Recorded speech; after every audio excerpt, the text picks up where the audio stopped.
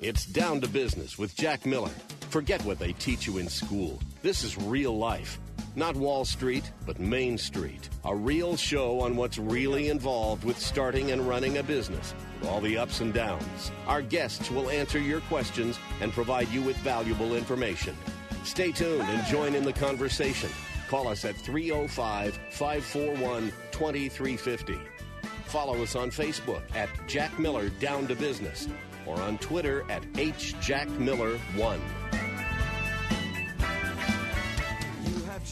Hey, hello everyone. How's everyone's day going? I hope everyone's having a fantastic day. The day before July 3rd, July 2nd. Switch mics. Okay. To this one? I'm having some technical... I'm sorry, everyone. I'm having some technical difficulty here. I have to switch mics, switch this, switch that. It's not so difficult. It's just an issue. It's an issue for most. It's easily fixed, really. You're right, but for me, I got issues. I got so many issues, as you know. Now, you know what? This brings us back to my original conversation that when you walked in here without the special headphones that we've been talking about. I know. I'm going to bring. Welcome to the show. Folks. Welcome to the show. It's good to be here. Today is the 10th show. I'm super excited. Wanda, one of the most things I'm excited about, besides I get to talk to South Florida and the world, they get to talk to me, is my relationship with you. I love we're bonding more and more all the time. Oh, yes. In fact, I have a message from my wife to you. Oh, goody. We're laying in bed last night. Stop. I'm trying to... Okay. No. Right. Believe me, nothing happened. I'm trying to get romantic. Too much information, my friend. And we started talking about world events and politics, and I started to go on a little tyrant. So she cautioned me. She said, I have to keep I have to tell you to keep your hand on the button. Mm-hmm. And if I get talk about politics or incite riots, just block me out. Good thing. So that's from my wife, Judy. I like her already. You like her already? Well, okay. Hey, so let me ask you. She's a special woman, too. The truth is, she's unbelievable, and I married up. I'm very lucky to have her, and I'm blessed every day. You seem happy. I'm very happy. Thanks. Happy. So let me ask you a question. I go to the store yesterday because I'm having a breakdown because I'm stressed out over people. I'm buying 2 candy bars. Welcome to Miami. Yeah, it was in Fort Lauderdale, but it's the same thing. It's when I'm around people. Yeah. I give the lady $2. And it's $1.99. Yeah. She shuts the drawer. Yeah. And I'm standing there like a yodel with my hand out. What would you do? You walk away. Screw that. Maybe I'm not allowed to say that. You say, I waited for my penny. And I want my penny so I can leave it to you. She finally gives me my penny after giving me the stare down. Yeah, well, you know. Is that crazy? She's like, do you need a penny? Really? You know what? Do you really need a penny? It's not the penny. I put it in a charity box when I get home, but it's the point of it. Yes, If I go in to buy something, it's $1.99, and I give her $1.98. It's a 1 cent point. I know. Well, I want to tell everyone I'm super excited. You can check out, we have one of our great interns, Taylor Yancey, who took the time to slice and dice our shows and put them on YouTube, and you can check them out at HJackMiller613. Really excited about that. Wanda, we have a good show today. I want to jump in, but I have a quote for you first. I know you're going to like this because you're kind of like a spiritual person. Yes. What do you think about this? The price of anything is the amount of life you trade for it. The price of anything Pretty much. Isn't that the truth? Yes, it's kind of like my time is money. I saw it on Twitter yesterday. I don't know who posted it, and I apologize for not knowing, but I thought that was excellent. Yeah. You following what's going on in Greece? Greece is well, I know it's a mess. They're having issues, and it's over my head, so yeah. You know what I think? I think part of the issue is... I think they're worming their way into another party, quite honestly. Probably. I don't know. You know what I'm upset about this week? The whole world, all of a sudden, July 4th is a holiday, which is great. It should be. But all of a sudden, it became if the holiday falls on a Saturday, you have to give everyone Friday off. So the whole world... We're lazy, and we expect Friday off. So I have to shut my office down tomorrow, even though I'm going to be working, because the world's lazy. So I think we should outlaw that, and we should have all holidays on weekends, and we should work harder. I'm working. I'm working, too. I'm working. You know. Anyway, I want to jump in. We got a lot of stuff to carry. Yeah, you do. Cover. We got our elevator pitch. Let's start with that. Check. Put them on. Ruben Zagaya, you there? I'm here. How are you, my friend? I'm good. How are you? Good. So this is an elevator pitch. So give us your pitch in 2 minutes or less. Let's see what you do. Let's see what you're looking for. Maybe there's someone out there who can help you. All right, sounds good. I run a commodities-based hedge fund, and the fund is quite unique.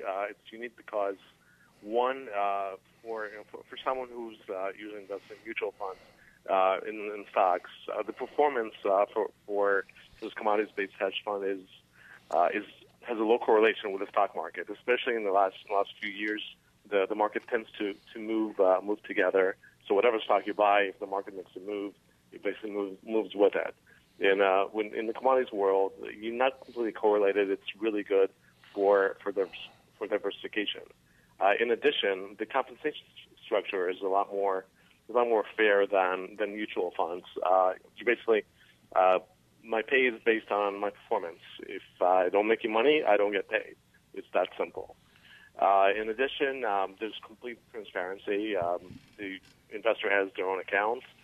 They get statements not monthly, not quarterly. They get it daily. They can see how it's doing. They can pull the money out. So let me back up. So you invest people's money in the commodities market. That's the short of it. Gotcha. Yes. What's the commodities market? Commodities market, it can include it's in the futures world. It can include energy, so it can be trading crude oil.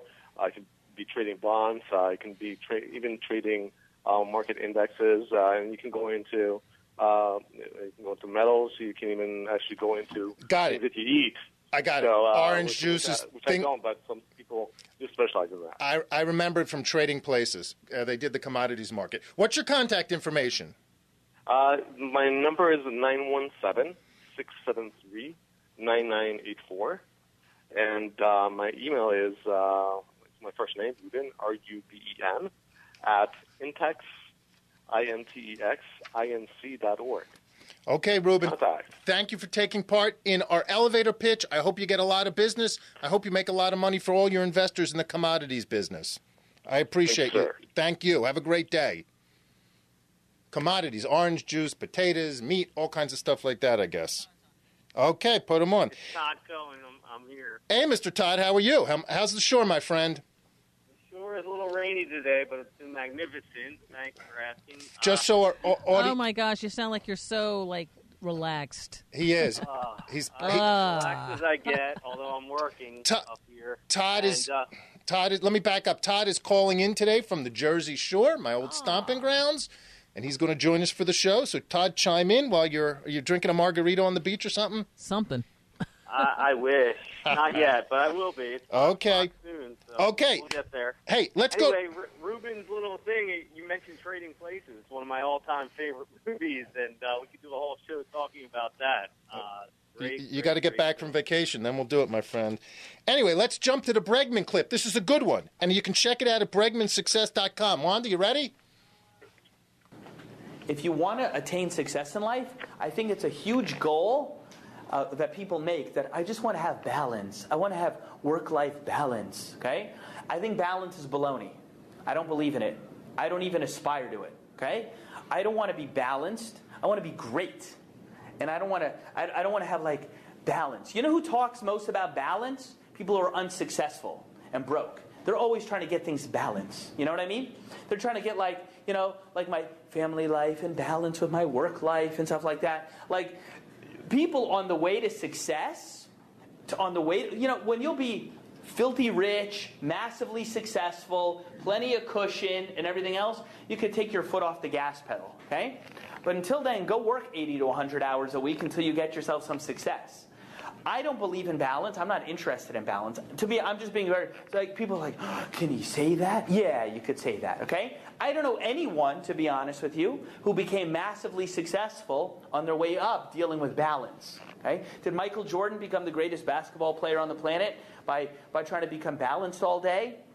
Did Kobe Bryant, all these, did Steve Jobs, just wake up all day just trying to figure out how he can have balance in his life and building Apple? Hey, maybe in the future you could figure out balance. What am I interested in, if not balance? I'm interested in fulfilling my potential, maximizing my potential, actualizing my potential. That's what I'm interested in. And I'm interested in being great in everything. I don't want... See, I'll tell you why I hate the word balance. Balance makes me think of this lame kind of scale. These scales, And if we're going to have balance, I'm going to have to pull off of my potential in my rabbinic career to give to my family. Or if I want to give to my family, I'm going to have to be less involved in business. Or if I'm going to be more involved in my community, my spiritual side of my life is going to have to suffer. I'm not interested in balance. I don't want to pull off on the horsepower in any aspect of my life. I want to be outstanding and the best that I can be in all of them. You know what I mean? I want to be a 10 at home, a 10 with my wife, a 10 with my kids, a 10 in the community, a 10 in every aspect I'm showing up. I don't want balance. I want to be great across the board. And when people start smoking this pipe of balance and balance and balance, you're probably going to end up being mediocre in everything. I agree 100% with that. I think we're as a society, we want too much balance. We're always looking to get out of work instead of do work. It's the same thing with my theory with July 3rd. I think we should outlaw July 3rd. In fact, I'm going to send Trump a text, tell him to outlaw July 3rd when he gets elected president. And no. Make people Stop work. That. Come on. So far in today's show, we've killed people's vacation, we've killed people's balance. Come on. Hey, you're on vacation. I'm here working. I'm working on vacation, but I'm here to tell you that I believe in working smart, not working hard. Exactly. And, to the extent Amen. that you can do that and figure out a way to work smart, I think that's the key to success. Todd, that's not to say that hard work and putting in the hours, putting in the time to get to wherever is the top for you is not what you need to do. Todd, I agree, but all I'm saying is we as a country, as a society, we're getting lazier and lazier, and we have our hand out, and we're just looking at, we're going to be like We Greece just have soon. an app for that. I know. It's crazy. But more important, you know what else today? You know what today is? And I have to give acknowledgement. Yeah. It is one of my favorite people in the world, even though I don't know him, Larry David's birthday. Oh, that's wow. I think he's 68 or 69. Well, congrats. I know. Getting this far. If I had to come back as anyone, I want to be Larry David. Well, he'll be gone. You took away everyone's holiday, so I think you've curbed everyone's enthusiasm. Yeah. Oh, let him work. Let everyone work. That's crazy. I'm going to be working. Anyway, I'm real. You know your brother's on the line. I know. I'm excited. Your brother's on the line. Okay, put Ari through. I'm going to introduce him. Then we're going to go to a commercial. Okay, there he is. Hey, Mr. Miller, you there? Hey, Mr. Miller, what's going on? It's the Millers. It's the Millers. Ari, please meet Wanda. Please meet the world. South Harry. Florida. Todd, the whole group of us here. Hey. Hello, Wanda. Hello, Group world. hug. Hello, Todd. Group Hello, hug. the group. Oh, You guys Hey, Ari. want a Miller out there? There's a bunch We have of the Miller brothers from the City of Brotherly Love. Huh? 10 is a very special number, and I waited for our 10th show to have my brother, who I've worked with for the past, 20 years on. But hold on, we're going to go to commercial, then we're going to come back, and we're going to tell the world what we do, the lessons we've learned, try to help some people, and try to make some people some money. So hold on for a minute. We're going to go to a couple commercials from some of our sponsors. Don't turn that dial. We'll be right back. Did you invest in a non-liquid real estate partnership? Do you want and need liquidity? There's finally an answer. Quick Liquidity is a direct buyer of real estate minority interest and tenants in common investments across the country. To find out if we would buy your non-liquid investment, call us at 561-221-0881 or visit us at quickliquidity.com. That's quickliquidity.com. Are you tired of dealing with invasive and unreliable banks or brokers who charge large amounts of upfront fees and never deliver on their promises? Gelt Financial Corporation, in business since 1989, offers a stated income mortgage loan for non-owner occupied residential and commercial real estate investors for purchases, refinances, and yes, cash out refinances. Call Gelt Financial at 561-221-0900. That's 561-221-0900. Our stated income loan program does not require tax returns. Due to the light documentation, we can offer quick closings and approvals usually within 1 day. This program is a 30-year term with no balloon payment, with loans amounts from $100,000 all the way up to $5 million. Call Gelt at 561-221-0900 or visit us at geltfinancial.com. Welcome back to It's Down to Business with Jack Miller.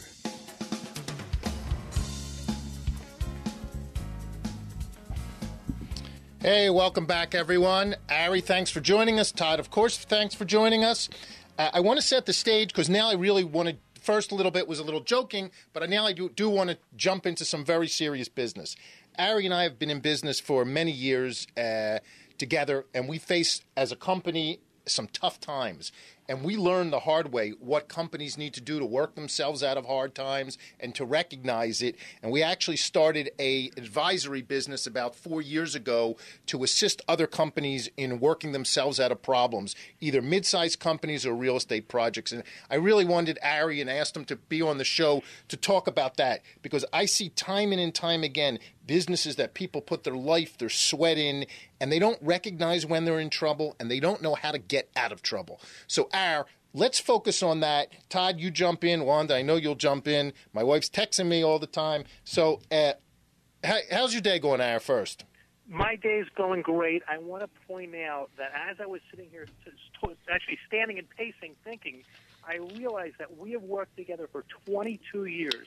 I'm 41 years old, so not only have you been my brother for my entire life, we've actually worked together for the majority of my life.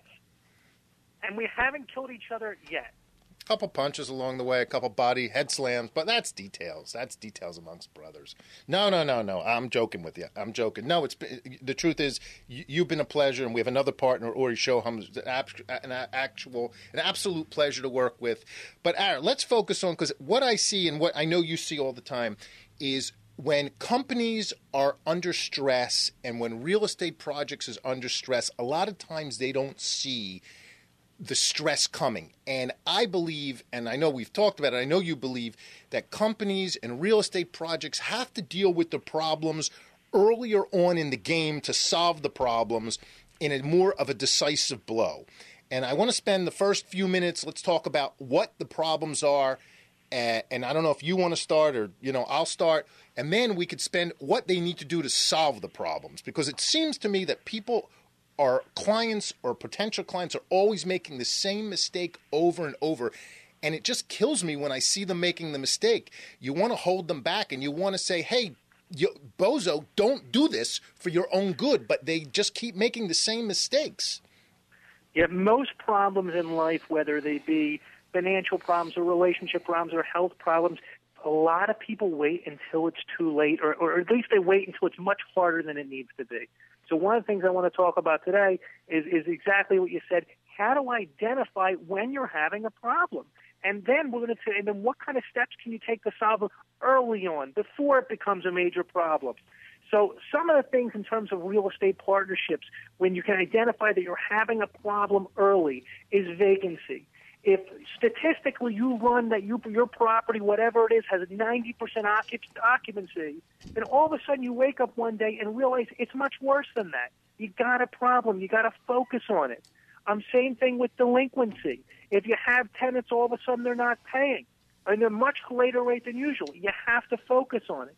Cash flow is the biggest indicator. If your business is used to having a certain amount of money in the bank, and all of a sudden you realize that that's dropping down significantly, or even worse, you're taking money out of your own personal pocket or out of good ventures to put them in this venture, you have to stop. You have to start questioning yourself. You have to realize, right now I have an issue and I need to deal with it now before it becomes too big.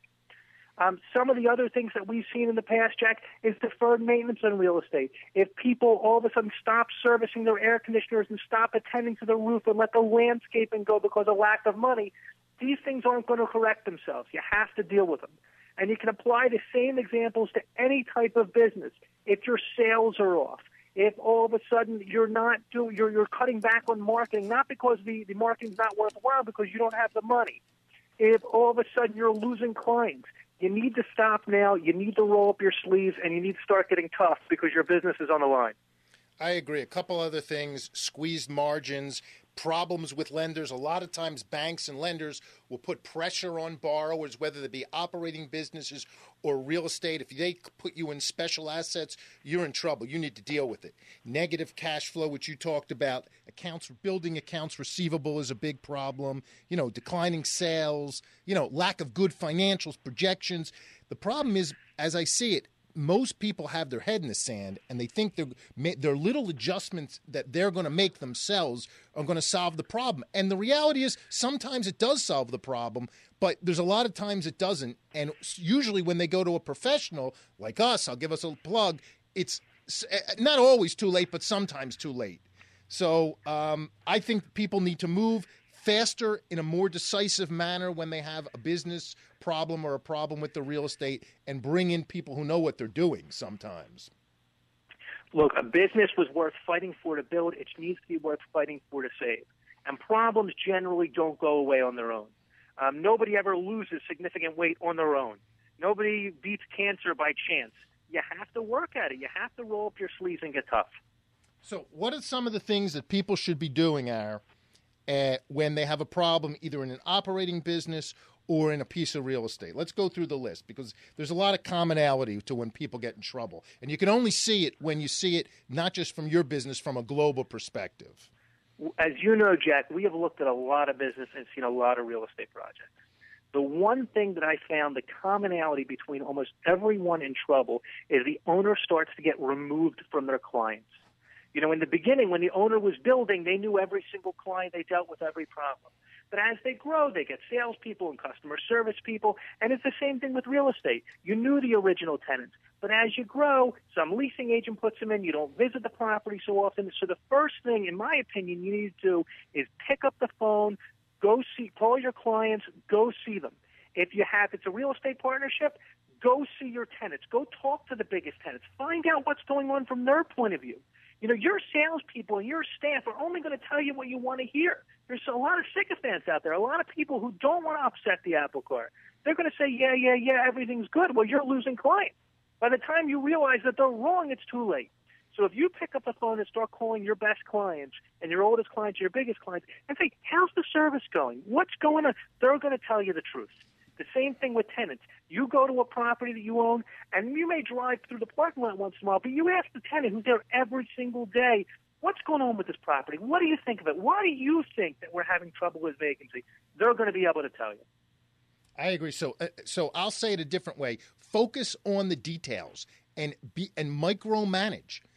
Because I see, again, it's the same thing you're saying. When you get too removed, and it's happened to us, you lose sight of things. Know when your clients are paying, know when they're not going to pay. You know, I had a case last week, and it turned out to be a sad outcome. The accounts receivable became higher, and through the process of the workout and bringing in new financing, we realized, or the ownership realized, that a lot of the accounts receivable were sent out incorrectly. They didn't have the right codes on them, and the companies didn't pay them for 5-6 months. And ultimately, the company went out of business because some goofball in the accounts receivable department made a mistake, and no one caught it because the owners weren't as hands-on as they should be. So you got to micromanage, I think, every little detail, stay on top of every little detail, because unfortunately, a lot of times the staff and the vendors don't. They'll do shortcuts, and shortcuts always come back to bite you. Yeah, 100%. The only thing I would add to that is that you best learn what details are missing by getting out of your seat. Stop talking to the people that you normally talk to. Talk to your clients. I would venture to say, if that person would have went to the accounting department and said, why aren't we getting paid on these receivables, the accounting department would have made up some excuse. Oh, they'll pay, it'll be okay, or who knows what. But if they would have went to the client directly and said, why aren't you paying us? And the client would have told them the billing's wrong. And then they would have known it quicker. And maybe they could have saved their business. I agree. I think you need to micromanage and focus on the details. You know, you can't get so crazy with the details, but when things are bad, you need to look at every detail, because life is a compilation of little details that add up to big things. 100%. Step number 2 is you got to cut the fat. You know, as we grow, it's very easy just to keep spending money and you forget about what you're spending it on, and, you know, vendors start raising prices on you and you're not paying attention because you're happy, you're making money, you're enjoying life.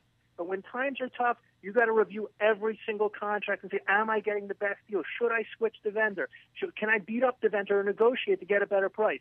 Even with staff. Look, laying off staff is one of the worst things there is to do in business. But if you have people that are not performing, that are just there coasting, I might have to make a tough decision. And the key factor, the question you should be asking yourself with every single employee, is if that person quit today, would I try to talk them out of it, or would I secretly be happy? If you wouldn't try to talk me out of it and you'd be happy, then you really have to evaluate whether that person deserves their seat, deserves their salary, and is adding to the business. But I do want to put out a word of caution there. If you can't go crazy with cuts, you can't start cutting things that are valuable to your clients. I think it was 2 days ago, a fitness club owner called me, and he was in major, major financial problems, contemplating filing Chapter 11. Literally, the creditors are threatening to come pick up the gym equipment. So we're talking about one of the cuts that he made is he cut daycare. In his fitness center, he had a lot of moms come. They came for classes. So when he cut daycare, he thought that he was cutting his expenses, but he lost a lot of clients because of it. And once you lose the clients because of it, it's very, very tough to get them back. So you got to make the cuts, but you can't. At the same time you have to make the cuts, you really have to make an investment in sales and marketing, and that's the balance I think most people get messed up on. Is they cut the sales and marketing, and they cut what brings in money, and they leave the executives and all the back room in place. And I think it has to be the opposite. They have to cut to the core.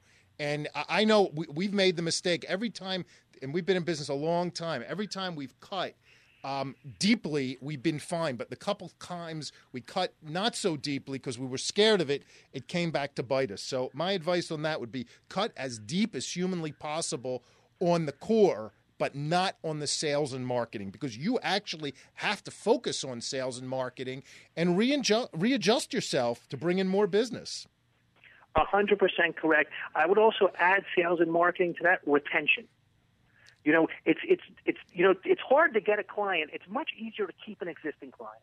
So that goes along with what I said earlier. Reach out to your clients. Make sure they're happy. If they're not, start taking corrective action. They'll tell you the truth, and you know what? They'll be grateful that you called. They'll know that you care about them. But 100% out, you got to get out there and market. You got to bring in new revenue. You got to bring in new business.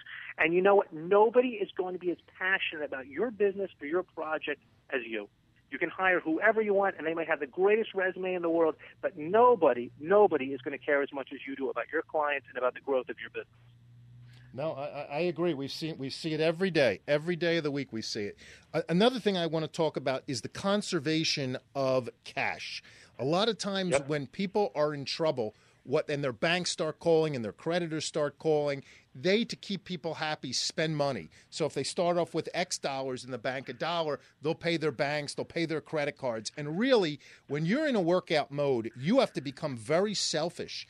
And you have to do what's best for the business, and there's a divergence of interest between you and your creditors, and you have to stockpile cash and use that cash for the absolute bare minimum, and to either buy off the debt, pay out the debt when necessary, or use to invest in sales and marketing. So I know we've made that mistake. I have a lot of clients who make that mistake. So, do you have anything what do you think of that, Ari? Save cash. It's my lesson. I would, first of all, you're 100% correct, as usual, but I would say it's not selfish at all. Wait, I'm sorry. What did you say? I said you're 100% correct, as usual. I didn't say as always. I said as usual. But I would argue it's not selfish at all. If you have a bank or a lender or an investor, and you're supposed to pay them X amount of money a month, and in order to pay them X amount of money a month, you cut marketing, and you do that to make them happy, I would actually argue that that's being selfish. You know why? Because you don't want the pain of having to make that tough phone call, and you're jeopardizing their long-term repayment.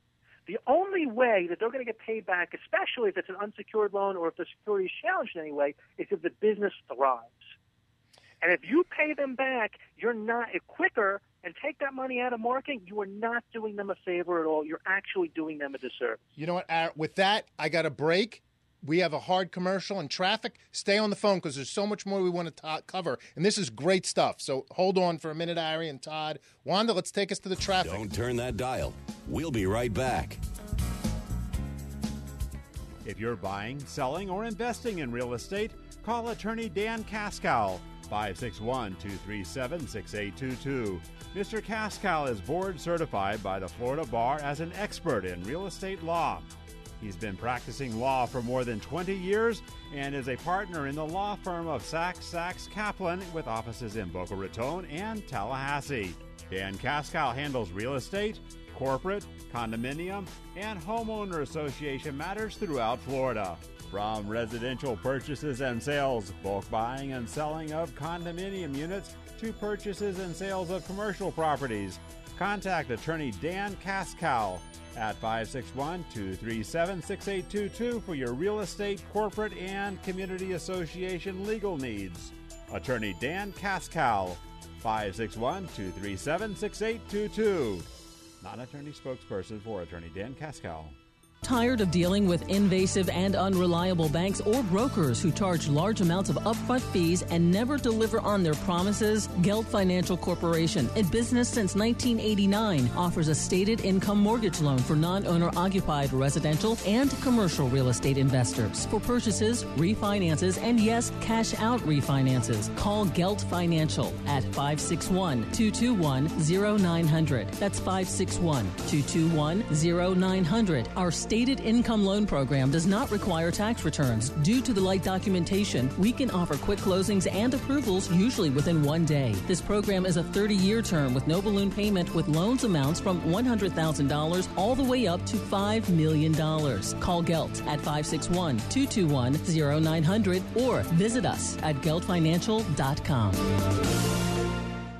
Does your company need financing to help with cash flow? Gelt Financial Corporation has been in business since 1989, knows the financing that businesses need to succeed in today's competitive environment. Gelt offers a wide array of programs such as accounts receivable, factoring, asset-based lines of credit, commercial real estate purchase and refinance financing, and bridge loans. Call us right now at 561-221-0900 to learn if you qualify. Gelt Financial understands that every business is in a unique situation which requires a unique solution. We pride ourselves in thinking outside the box to secure even the most difficult financing. Call us right now at 561-221-0900 or visit us at geltfinancial.com. That's geltfinancial.com.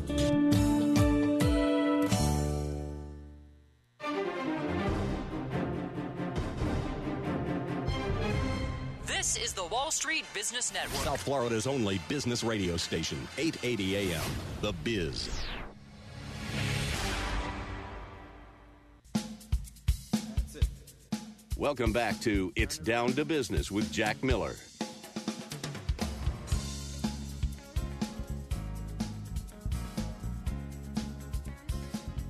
Here we go. Hey, everyone. Thank you for joining us again. Thanks for sticking with us, everyone. This is Jack Miller. Glad to have you with us. Ari, thanks for sticking around. Todd, thanks for sticking around. I was negligent. I always comment about Wanda's I'm thinking the right word, delicious smell. Aroma. That's aromatic. Nice. Yeah. Aromatic. So I came in the studio today. And, yes, I left you some smells in there. It smelled so good, Wanda. Good. So Todd, wish you were here.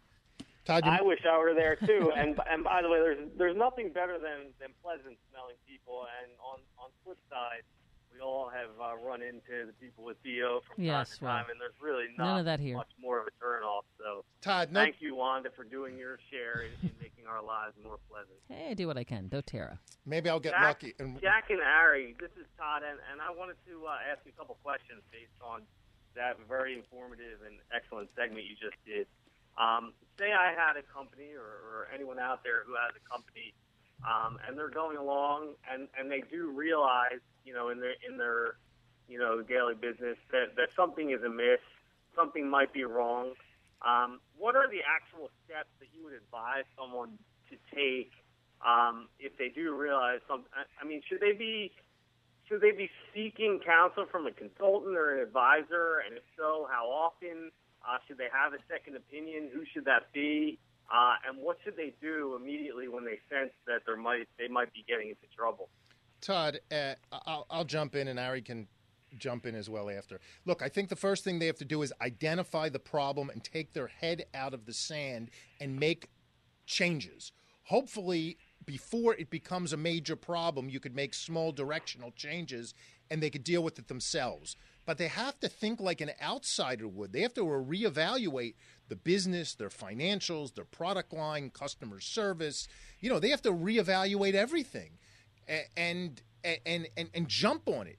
Again, if they can't do that, then they need to go to a professional, whether it be an attorney or a company like Ari and I have. But they need to ultimately bring in somebody who can make the changes that are necessary if they can't make it. Now, if it's something like everything's going fine and the bank calls their loan, or there's what I call a disaster that happens quick, a lot of times people make the mistake of trying to handle it themselves. And we did this ourselves. I'm guilty of it. You know, when the economy went bad, I guess about 7 years ago, when the market melted down, we tried to handle it and we tried to make nice with the banks, and the banks milked us dry. Really, we should have gone to a professional up front, and we should have taken a much tougher hand in negotiations, because the reality is your creditors will milk you dry until there's nothing left. And they don't care about you. You need to be selfish. You need to, as we said before, stockpile cash. And there's a divergence of interest between your interests and everyone else's interests. I would add one more thing to that, and it was great, by the way, what you said. The most important thing about any turnaround situation. Ari, let me interrupt. You don't have to be nice to me because we're on the air. No, well, I mean, everyone's listening. Mom might be listening for all I know. Okay, so the most important thing regarding any one of these situations is the focus of the owner. You know, when you're going into business and you have to get up in the morning and drive to work, and you know there's going to be problems. You know there's going to be vendors looking for money. You know sales are going to be off. You know customers are going to call with complaints. There's a tendency to not go, to sleep in, to go somewhere else. To not do what it needs to be done, to not take the phone call, to not return the email. As hard as it is, that's the exact opposite of what you should do. You know, when we were going through our struggles, I accredited me, at least for my own self, with one thing. I used to say, you know, sometimes I cry myself to sleep, sometimes I drink myself to sleep, but in the morning I'm ready to fight again. And that's the type of thing you need. You need to have the fire in your belly where you're willing to go, make the tough decisions, take the tough challenges, and you have to recognize it's going to be hard. That's okay. It's not a failure on your part. Life is hard. Business is hard. But the tough people survive, and you got to get tough. I agree. I mean, in my experience, I think that the two qualities that lead to failure most often are hubris and complacency. And I think that across the board, I think that it's very difficult, you know, once someone builds something up, you know, pretty much with their bare hands and it succeeds, it's not as easy to sort of take a step back, look at things and say, you know, this isn't going as well as it used to be. You know, people are optimistic. People put their heart and soul into creating something. And if, you know, I feel like they would be optimistic if they skipped a beat, or if there were a couple quarters that weren't as good as the previous few years. And so, you know, they would will it to succeed at that point, or keep doing what they did to make it successful, even though a different tack might, you know, be better at that moment. Todd, you're 100% right. A lot of times they just don't want to give up the reins. They don't want to face reality that things change. The markets change, the public demand changes, they get complacent, their ego gets too big, the payroll gets bloated. Whatever it is, things change, and you need to reinvent yourself all the time. Every day, a company and an executive and an owner needs to reinvent himself and ask himself, what can we do better? How can we improve it? What's wrong with it? But really, honestly, deal with it, not stick your head in the sand. Okay. I agree with. Just my thought on it. Just my thought. But I think where Todd was going with this, if you can't do it, or if you find yourself not doing it, you need to bring in help. You need to pick a partner, an advisor. It could be us or a company like us, or it could be a trusted friend, a mentor, someone that you can talk to that's going to be honest with you, that's going to tell you the straight truth, whether you like it or not, and that you're going to respect enough to listen to. And I'll just add, who does not have a vested stake in the business. Don't ask one of your creditors. Don't ask someone on the board. You can ask them, but they're going to have a selfish point of view. So you have to bring in someone, I think, from the outside. I don't know if you agree with that, Ari. Yeah, no, 100%, absolutely. But one thing, too, one of the things that we didn't talk about is what happens if you're in partnership. If you're in a partnership with other people, especially if it's an equal partnership, you know, this becomes a slippery slope. This could be a blessing or it could be a curse. You know, sometimes when you have a partnership and things go bad, you could either rally around each other and lift each other up when the one's down, or you could start pointing fingers. I would caution everyone, the thing that's been great in our partnership is we never pointed fingers. We always rallied around each other. And the partnerships where they do start pointing fingers, imagine if you have creditors at the gate and you have losing clients and you have problems, and then all of a sudden the partners start fighting. I mean, then it becomes so much more difficult to do anything. No, Ari's right. When you have partnership problems, it's always, it never ends good. It's disaster. And my advice would be, just like a marriage, even if you don't agree 100% with your partner, sometimes keep your mouth shut and go with what your partner wants for the sake of peace. I've been doing that for 20 years. I know. Well, you survived. We both survived. But then again, I moved to Florida, so I don't know if it became easier. I drove myself out of the state. But Ari's right. The partnerships, I see a lot of businesses go down the tubes. In fact, a quick story about it. About 3 years ago, I represented ownership in a approximately 500-unit apartment building in, I don't want to name the state, but in the Midwest. And it was a very savable situation. Fannie Mae called the loan. They ran into problems. Ultimately, they lost the property. They gave up because there were 3 partners and they were all fighting, and they just gave up. And it was sad. It was a 500-unit building, beautiful cash flow property, but their fighting caused so many problems they couldn't overcome themselves with I'm right and you're wrong, and they were more interested in I'm right and you're wrong than in saving the property. So partnerships can be a challenge sometimes. But along those lines, I think you need, and I would caution everyone, you need good partnership agreements up front to protect yourself.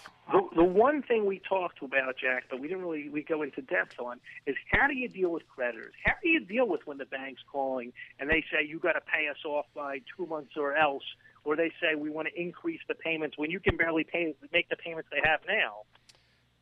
Well, look, I'll give you my opinion. You have to look. First of all, I have to tell you, and I tweeted yesterday because I was dealing with another client and I was frustrated. When you see a bank advertise, you're more than a number to us. We care about you. The bank is full of run.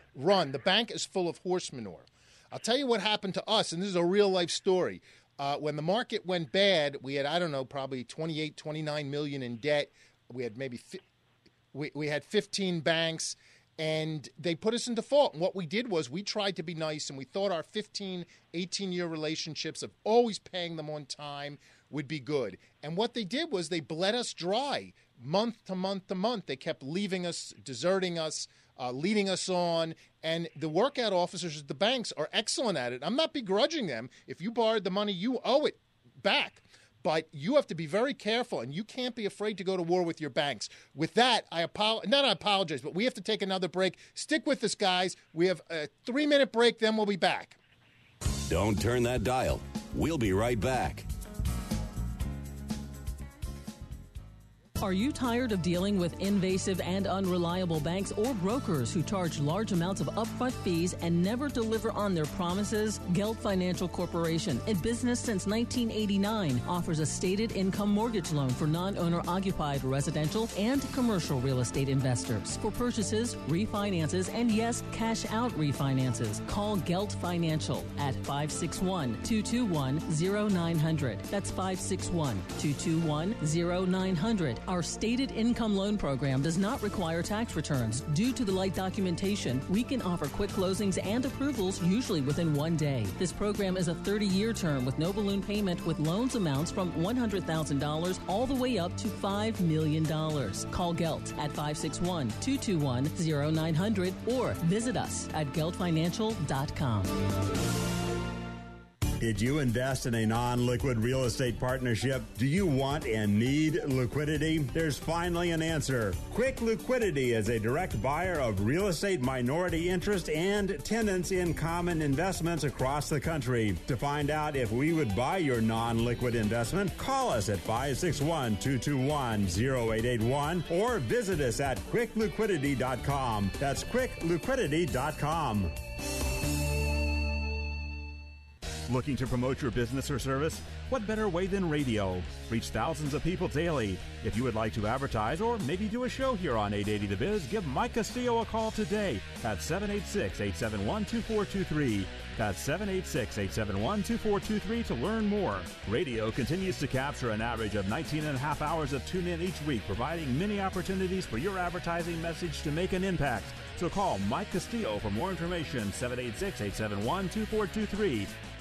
Does your company need financing to help with cash flow? Gelt Financial Corporation has been in business since 1989, knows the financing that businesses need to succeed in today's competitive environment. Gelt offers a wide array of programs such as accounts receivable, factoring, asset-based lines of credit, commercial real estate purchase and refinance financing, and bridge loans. Call us right now at 561-221-0900 to learn if you qualify. Gelt Financial understands that every business is in a unique situation which requires a unique solution. We pride ourselves in thinking outside the box to secure even the most difficult financing. Call us right now at 561-221-0900 or visit us at geltfinancial.com. That's geltfinancial.com.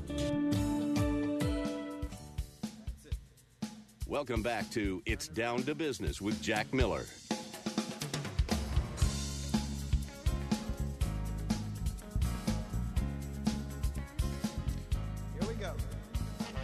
Hey, thanks for sticking with us, everyone. Thanks for sticking with us on the break. Sorry to have such a heavy show tonight, but this is the reality of the world we live in. It is, when you're doing a workout, Todd, and Ari knows this all too well, it is war. In fact, Ari gave me the line. It's like World War I trench warfare, hand-to-hand combat. And your bankers are not your friends. They can be your friends, but they're not your friends, and don't let them don't fall into it, because they're going to lead you on to get what they want. And that's what they should be doing. But don't fall into it. And Todd, to answer your question is, when you have a lot of debt, I think it's a mistake to try to negotiate it yourself, because you're going to want to be nice, and you need a professional to deal with it for you. So that's my opinion. I know for us that made a difference, and I think for everyone it makes a difference. Get a professional who's been through it. Don't make the mistake of going to a guy who does workouts, who normally does traffic ticket fighting. I deal with this all the time. Someone in the middle of nowhere goes to a lawyer who he knows the lawyer, it's his brother-in-law, or he fights traffic tickets, and all of a sudden he's an expert in workouts. Go to someone who's tried and tested and battle-worn. So just my opinion, finishing up. I've been chomping at the bits during the commercial. Lawyers are like doctors. We think a lawyer, one guy knows everything. But the reality is, if something's wrong with your eye, you don't go to a foot doctor. If you do, you're going to be sorry. It's the same thing with lawyers. You need someone who's been through this, who's been through the workout process, who has this type of experience. Otherwise, you're going to get walked all over. 100%. Hey, for anyone's listening, we have a great blog on our website. It's GFCIB.com. GFCIB.com. There's a fantastic blog. It gives lots of valuable tips on what to expect on a workout, how to deal with it emotionally and I don't want to say physically, but professionally. And I think you'll find it very, very helpful. Most of it was written by Ari, so it's good stuff. I think there's even a picture of Ari out there. Hello. Hello. Anyway, we have 5 more minutes. What other points do you want to bring out when people are going through a workout? I want to talk about some of the positive stuff that can happen out of it, because you can reinvent yourself, your business, your company, to live a second life and a better life. Absolutely. In life, there's always second chances. So one thing this does, when you take a step back, you need to think about, what could you be doing better? What should you be doing better? As markets change, and generally business changes when markets change, yeah, there are problems. And maybe the same product that was so great last year isn't so great now, but there's always new products. There's always new opportunities. You need to look and say, what segment of the market that I know best, that I have an expertise at, is now being underserved? And how do I set myself or reinvent myself, as Jack said, to put myself in a position to serve that market? As Jack said, we have reinvented ourselves many, many times over the years, because real estate and finance are the areas that we know best has changed many, many times over the last few decades. But as they change, we try our best to stay ahead of the curve, or at least not too far behind the curve, and try to figure out how can we get out there and help the people that need help today. I agree. I think people should reinvent their business every couple of years. There was a book, I forget what it's called, and I think it's called Reinventing Your Business Every 3 Years. You should kind of look at it fresh, like an outsider, and say, what changes can I make to stay ahead of the curve before crisis hits? Because the reality is, if you have to call guys like Ari and I, there's usually a major problem already. So you want to avoid that problem ahead of time. Yeah, but some of the things when you're reinventing yourself, you'll start asking yourself, if you have multiple facilities, what facilities are really profitable at this point? What facilities maybe aren't so profitable? What clients are profitable, or what business lines do I have are profitable, and what really aren't doing it? And maybe it's an opportunity to relook at them, close some, change strategies, and change is always for the best. And if you accept change and embrace it and make it part of your core, then you're going to succeed. I agree 100%. Todd, how things? What's doing in the real estate world, Todd? Is that you who's beeping? Yeah, the real estate world is chugging along, humming along, and especially in South Florida. Let me ask you a question. With you on vacation, is anything selling in South Florida? Things are selling. Yes. No. I mean, look, I have a grocery anchored shopping center in Pembroke Pines. It's the kind of thing it's offered at about $4.3 million. You can get into it for a little under $1.5 million in equity. You can get a loan for 65%, 30-year AM at like 4.5%, let's say. It's offered at just over a 7% yield. If you lever it up, like I just said, you can get close to a 9% yield on a grocery-anchored shopping center in Broward County. I mean, 9% yield on your money in today's market is amazing. In the bank, you can get maybe 0.9% if you're lucky. So, these are the kinds of things that we have right now. We have single-tenant opportunities. We have retail strips, shopping centers, power centers, anchored centers, unanchored centers, and that's just the retail opportunities that we have. We have all classes of real estate. Todd, someone wants to check these out. Where should they contact you? Yeah, my number is 786-522-7021. My name is Todd. I am basically an advisor and real estate broker. I can help you with everything, whatever you're looking to do in the commercial real estate world. I have 20 years plus experience, and I'm ready to work with you and help you do whatever it is you're looking to do. Okay, Todd, we're going to look for you. When are you coming back from vacation? 2 weeks? A week, like a week and a half from now. Okay, we're going to be excited. Wanda's going to lotion up. Ari, oh, my God. I have to end on a slutty note. Oh, I can't help. It's me, not Wanda. It's me. I'm immature. Ari, what's your contact information, my friend? My phone number is 215-947-1032. I think you gave the website already, but you can always contact me or Jack at GFCIB.com.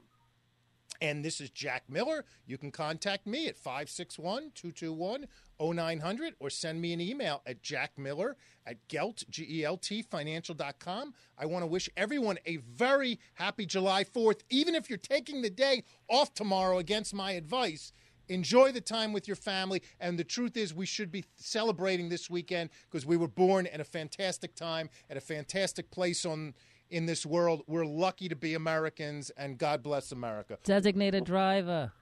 Wave that flag, everyone. Wave that flag. Wave that flag. And don't forget a designated driver. Wanda's right. Or Uber it. Okay. Uber it. Wanda, were you offering a designated driving service? No.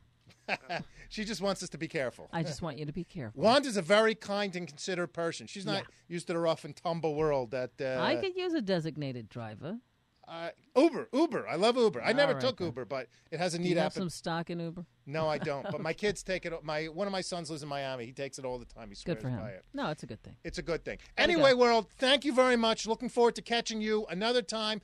Talk to you next Thursday, and catch us on Facebook. Take care. Thanks.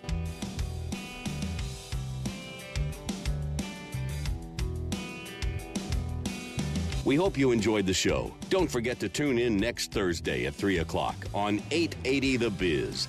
If you want to send in your questions, comments, or ideas for shows during the week, please email jackmiller@geltfinancial.com.